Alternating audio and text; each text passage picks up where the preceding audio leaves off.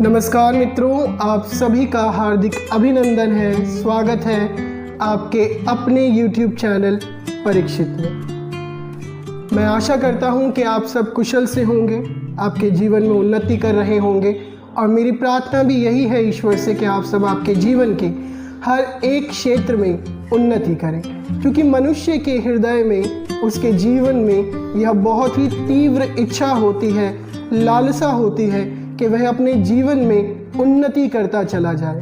एक जगह पर, एक स्थान पर, चाहे वह उसके कार्य के क्षेत्र में हो, उसके व्यक्तिगत जीवन में हो, उसके पारिवारिक जीवन में या उसके सामाजिक जीवन में हो, वह चाहता है कि वह स्थिर ना रहे, अपितु वह उन्नति करता चला जाए। और इसके लिए आज के समय में हम यह देखते हैं कि मनुष्य बहुत ही प्रयत्न कर रहा होता है। यदि देखा जाए तो वह अपने जीवन यापन के लिए, जीवन यापन को सुखद, सहज, सरल, सुविधाजनक बनाने के लिए कठिन परिश्रम करता है। पहले के समय में ऐसा देखा जाता था कि मनुष्य का जो परिश्रम होता था, यदि उससे पूछें कि आप किस लिए कठिन परिश्रम कर रहे हैं, तो अधिकतर यह सुनने के लिए मिलता था कि 2 वक्त की रोटी कमाने के लिए हमें इतना परिश्रम करना पड़ रहा है। परंतु वर्तमान समय में मनुष्य का परिश्रम, मनुष्य के कार्य, मनुष्य के जो प्रयत्न होते हैं, वह केवल 2 वक्त की रोटी तक सीमित नहीं रह जाते हैं। वह उस 2 वक्त की रोटी पर देसी घी, मक्खन और कभी कभी तो 2 वक्त की रोटी को पिज़्ज़ा में कन्वर्ट करने के लिए भी लोग मेहनत करते रहते हैं। लेकिन इस पूरी भागदौड़ में, इस पूरी परिश्रम के इस पूरे दौर में बहुत बार ऐसा होता है कि हम हमारे रचयिता को, हम उस ईश्वर को भूल जाते हैं जिसने हमें सृजा है, और हम उससे दूर हो जाते हैं। और जब हम उससे दूर हो जाते हैं तो बहुत बार हम हमारे जीवन में बहुत विपदाओं का, विपत्तियों का, विकट समय का, विपरीत समय का सामना करते हैं। और ऐसे समय में फिर हमें ईश्वर की याद आती है, हमें भगवान की याद आती है और हम कहते हैं कि क्या भगवान ने हमें छोड़ दिया, हम क्यों इस परेशानी में पड़ गए। लेकिन कहीं ना कहीं हम खुद ही हमारे व्यक्तिगत जीवन में हम भगवान को पीछे छोड़ चुके होते हैं। हम उस भागदौड़ में इतने व्यस्त हो जाते हैं, इतने बिजी हो जाते हैं कि भगवान हमें केवल आज के समय पे तो वो भी बहुत कम होता है कि त्योहार के समय भगवान याद आते हैं, अपितु लोग उस समय पर भी आज के समय में भगवान को याद करना भूल ही गए हैं। परंतु मैं आपको बताना चाहता हूं कि आप कितना भी कठिन परिश्रम करें, आप दिन रात मेहनत करें, आप जो पाना चाहते हैं उसे पाने के लिए प्रयत्नशील रहें, निरंतर प्रयास करते रहें। लेकिन इन प्रयासों के दरमियान, इन प्रयत्नों के दरमियान बहुत महत्वपूर्ण बात यह है कि आप ईश्वर को कभी भी ना भूलें, क्योंकि वह आपकी सारी आवश्यकताओं को पूरा करने वाला ईश्वर है। बहुत बार ऐसा देखा जाता है कि यदि हम किसी से कहें कि आप सुबह के समय भगवान को याद करें, पूजा किया करें, दोपहर के समय, शाम के समय, जब भी आपको समय मिले आप भगवान को याद करें, उसका नाम लें, वह आपके जीवन में सब कुछ ठीक करेंगे। तो लोग ऐसा बोलते हैं कि अगर हम भगवान की पूजा करने के लिए बैठ जाएंगे तो हमें खाने के लिए कौन देगा। पर मैं आपसे कहना चाहता हूँ कि आप देखिए, आपके आसपास देखिए कि केवल मनुष्य ही ऐसा प्राणी है जो रोटी के लिए, भोजन के लिए उसे इतना कठिन परिश्रम करना पड़ता है। परंतु यदि आप आकाश के पक्षियों को देखो, वे ना तो बोते हैं ना ही काटते हैं। आप देखिए कि वे किस तरह से उनके जीवन में ईश्वर कार्य कर रहा होता है।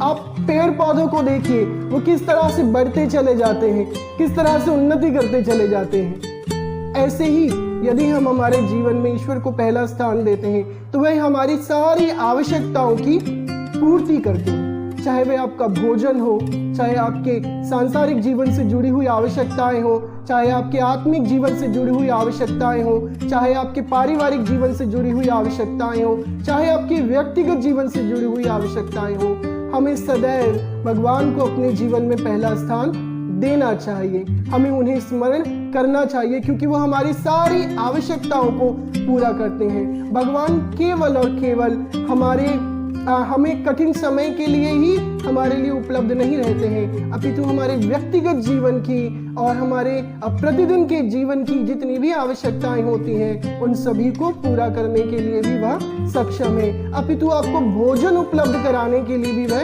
सक्षम है।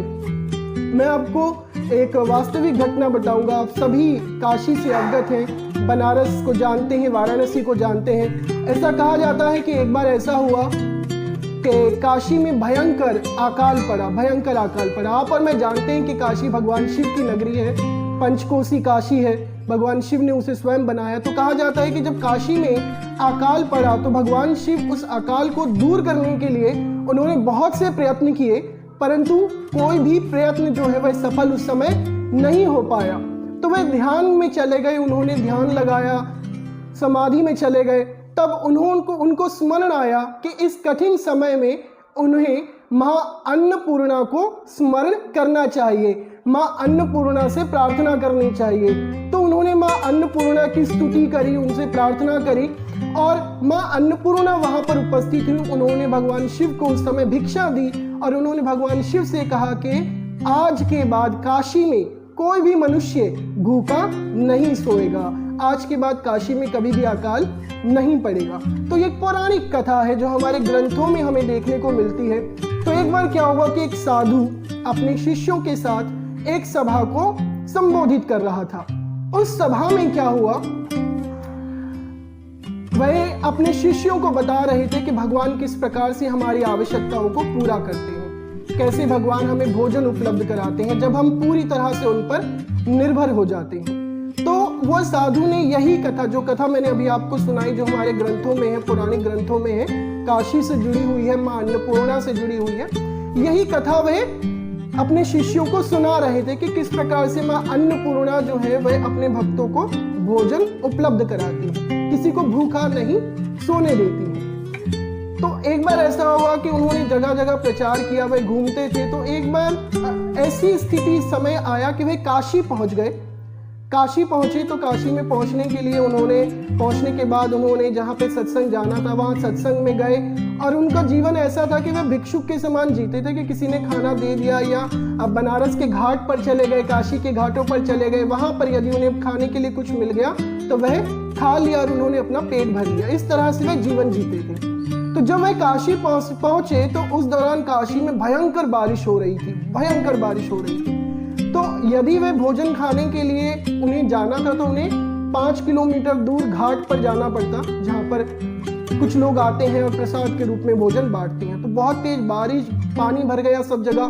तो उन्होंने सोचा 5 किलोमीटर में इतनी दूर भोजन करने के लिए अपने 2 चेलों के साथ जाऊंगा तो कितना भोजन मिलेगा। वह भी किस्मत पर है कि यदि मैं वहां गया, अगर कोई आ गया तो किसी ने भोजन दे दिया तो मुझे मिल जाएगा, अन्यथा उसकी कोई श्योरिटी नहीं है, पक्का नहीं है कि भोजन मिलेगा ही मिलेगा। तो ये सोचकर वह अपने घर में बैठे रहे कि बारिश रुकेगी तो मैं जाऊंगा। सुबह से बारिश तेजी से चल रही थी, बारिश होती रही, दोपहर हुई, शाम हुई, सूरज ढल गया। अब उन्हें बहुत तेज भूख लग रही है, उनके दोनों शिष्यों को भी बहुत भूख लग रही है और करते करते रात के 9, साढ़े 9, 10 तकरीबन बज गए। तो उनके एक शिष्य ने उनसे कहा कि गुरुजी आपसे एक प्रश्न पूछना था। तो उन्होंने कहा कि पूछो, क्या पूछना है। तो उन्होंने कहा गुरुजी आपने तो कथा सुनाई थी कि काशी में कोई व्यक्ति कभी भूखा नहीं सो सकता, माँ अन्नपूर्णा ने भगवान शिव को वरदान दिया है, आशीर्वाद दिया है, तो महाराज जी हम क्यों फिर आज भूखे बैठे हैं। तो गुरु को उस समय कुछ उत्तर नहीं सूझा। उन्होंने कहा कि कोई बात नहीं, अगर ईश्वर की यही इच्छा है, अगर वो हमें भूखा रखना चाहते हैं तो वे भूखा ही रखे। और मन मन में उन्होंने कहा कि माँ अन्नपूर्णा, जो मैंने प्रचार किया है, जो मैंने बोला है, आप उस बात की लाज रखिए, आपके नाम के अनुसार आप व्यवहार कीजिए। जैसे आप अन्नपूर्णा है, लोगों को तृप्त करती हैं, उनकी क्षुधा मिटाती हैं, ऐसे ही हमें भी भोजन उपलब्ध कराए। वे मन में माता को स्मरण कर रहे थे। वो अपने शिष्यों के साथ सोने के लिए चले गए। तो वो गुरु जो थे उन्होंने बताया कि अचानक ऐसा हुआ कि रात के 12 बजने को थे और किसी ने दरवाजा खटखटाया। तो जब उनके शिष्यों ने और उन्होंने जाकर बाहर का दरवाजा खोला तो उन्होंने देखा कि एक स्त्री जो पूरी तरह से वैदिक रीति से, जो जिस तरह से एक स्त्री, वैवाहिक स्त्री सजती है, संवरती है, वैसे बिल्कुल सजी सवरी उनके दरवाजे पर खड़ी है। तो ये पहले तो उसे देखकर चौंक गए कि रात्रि के 12 बजे ये स्त्री कौन है, इस तरह से दरवाजे पर खड़ी है। तो स्त्री ने उनको प्रणाम किया और कहा कि गुरुजी मैं क्षमा चाहूंगी, इस समय मैं आपको कष्ट दे रही हूँ, परंतु आज मेरे घर में सत्यनारायण भगवान की कथा थी, पूजन था, तो हमने बहुत से ब्राह्मणों को भोजन पर बुलाया था, लेकिन इतनी तेज बारिश और तूफान था, कोई ब्राह्मण हमारे घर में आया नहीं और हम तब तक भोजन नहीं कर सकते जब तक कि कोई ब्राह्मण उस भोजन को ग्रहण ना कर ले, क्योंकि पहला भाग ब्राह्मण को देना होता है प्रसाद का। तो यदि कोई ब्राह्मण ग्रहण करेगा तभी हम प्रसाद खा सकते हैं। तो कहती मैं क्षमा चाहूंगी, मैं समझ सकती हूँ कि रात के 12 बज रहे हैं, आपने खाना तो खा ही लिया होगा, पर आप फिर भी आकर 2 कौर भोजन ग्रहण कर लीजिए जिससे कि हम लोग भी उस भोजन को खा सकें। तो वो साधु जो थे, वे जो गुरु थे, अपने शिष्यों की तरफ देखने लगे और उन्होंने उस स्त्री से कहा कि देवी आप चलिए और हम आपके साथ साथ चल रहे हैं। और वो एक गुरु वहां पर गए, उन्होंने अपने शिष्यों के साथ जाकर भरपेट भोजन किया। ये पूरी कहानी जो पौराणिक कथा मैंने आपको सुनाई काशी की, और ये जो वास्तविक घटना एक साधु के जीवन में घटित हुई, मैंने आपको इसलिए बताया कि जब आप पूरी तरह से आपके जीवन में, हम हमारे जीवन में, हमारे रोज के जीवन के लिए भी विधाता पर, ईश्वर पर, भगवान पर निर्भर होते हैं, तो वह हमारी सारी आवश्यकताओं को पूरा करते हैं। चाहे वह आपके भोजन की आवश्यकता हो, मैं पुनः कहूंगा, चाहे आपके भोजन की आवश्यकता हो, आत्मिक आवश्यकता हो, किसी भी प्रकार की आवश्यकताएं क्यों ना हो, वह जरूर उन्हें पूरा करते हैं, क्योंकि जब उनका नाम माँ अन्नपूर्णा है तो वे जरूर भोजन उपलब्ध कराते हैं। तो ये पूरी कहानी, आज का वीडियो मैं केवल और केवल मैं यही बताना चाहता हूँ कि हमें हमारे जीवन में भगवान को कभी भी नहीं भूलना चाहिए, उन्हें स्मरण रखना चाहिए, उन्हें याद रखना चाहिए, उनकी स्तुति करते रहना चाहिए, उनकी महिमा करते रहना चाहिए, क्योंकि वह सदैव हमारी आवश्यकताओं को पूरा करते हैं, वह हमारी निरंतर चिंता करते हैं, वह हमसे प्रेम करते हैं। मेरी आपसे प्रार्थना है कि आप आपके व्यक्तिगत जीवन में ईश्वर को पहला स्थान दें, भगवान को पहला स्थान दें, और वे जरूर आपके जीवन में अद्भुत कार्य करें। आप सभी पर महादेव की कृपा बनी रहे। जिस प्रकार से माँ अन्नपूर्णा का आशीर्वाद काशी पर बना हुआ है, वैसे ही आपके व्यक्तिगत जीवन, आपके परिवारों पर भी बना रहे। आपको धन धान्य की किसी भी चीज की कमी ना हो, आप आपके जीवन में उन्नति करें। मेरी माँ अन्नपूर्णा से, भगवान शिव से यही प्रार्थना है। आप सभी को मेरा सादर प्रणाम, और आप सभी से विनती है, प्लीज वीडियो को शेयर करना ना भूलें। मैं समझ सकता हूँ, हो सकता है आपको लगे कि कोई खास चीजें वीडियो में नहीं सुनने को या देखने को मिलती हैं, लेकिन ये छोटी छोटी बातें ही हैं जो हमारे जीवन को, हमें, हमारी आत्मा को परिपक्वता की ओर लेकर जाती हैं। ये छोटी छोटी बातें ही हैं जो हमें तनाव, अवसाद, डिप्रेशन, अशांति से बचाती हैं। ये छोटी छोटी बातें ही हैं जो हमें विधाता, सृष्टिकर्ता के निकट लेकर जाती हैं। इसलिए जरूर वीडियो को आप स्वयं भी देखें, आपके प्रियजनों को भी शेयर करें। यदि आपने चैनल सब्सक्राइब नहीं किया है तो प्लीज चैनल सब्सक्राइब कीजिए। आप सभी पर ईश्वर की कृपा बनी रहे। आप सभी को जय श्री कृष्ण।